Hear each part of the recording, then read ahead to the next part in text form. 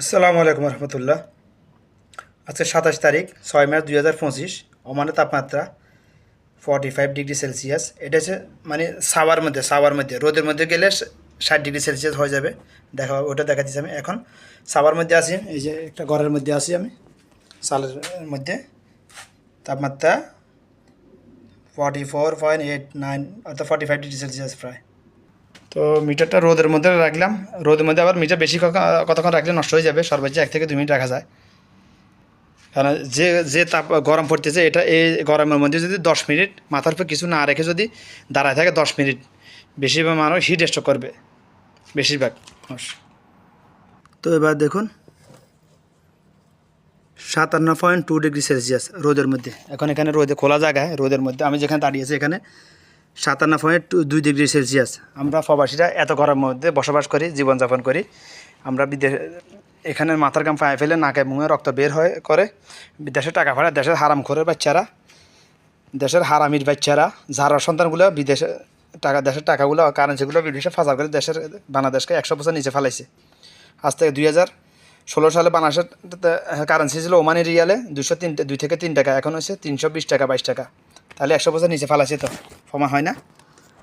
57 degree সেলসিয়াসের মধ্যে আমরা কাজ করতেছি, বিদেশের রেমিটেন্স পাঠাইছি। এখন সরকার বা যারা সরকারি চাকরিবিদ তারা যদি 20 বছর 30 বছর চাকরি করার পরে তাদের সন্তানরা অনেক ফ্যাসিলিটি পায়, তারা কোয়ার্টার পায়, রেশন পায়, সব কিছু পায়, পেনশন পায়, তাহলে আমরা প্রবাসীরা কেন পাবো না?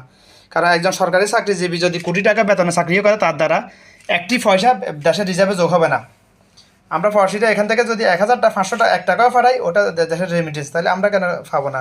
পেনশন তো আমাদের পাওয়ার দরকার, বেশি আগে দিতে হবে, সরকারের বাধ্য। এটা সরকার আমাদেরকে প্রবাসীদেরকে পেনশন দিতে বাধ্য।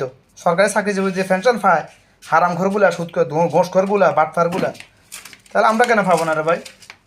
আমরা প্রবাসীরা পেনশন পাওয়ার উপযুক্ত না, অগ্রাধিকার আমাদের বেশি কিনা? একজন সরকারি চাকরিজীবী যদি বেতন যদি মাসে 5 লাখ টাকা হয়, হাতে দ্বারা দেশের কি রিজার্ভে 1 টাকা যোগ হয় না? আমরা এখান থেকে যদি 5 টাকাও পাঠাই, ওটা রিজার্ভে যোগ হয় দেশে। আমরা টাকা দিয়ে সরকার চলতেছে, ওটা দরকার। আমরা এখান থেকে যদি 5 টাকা পাঠাই, ওটা দেশের রিজার্ভ।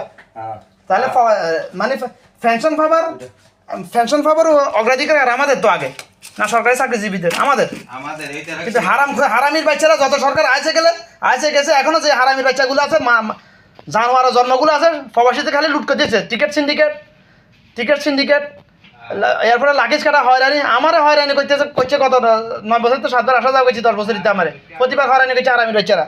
আমার কাছে ভিডিও ফুটেজ আছে, এগুলার ভিডিও ফুটেজ সহ আছে।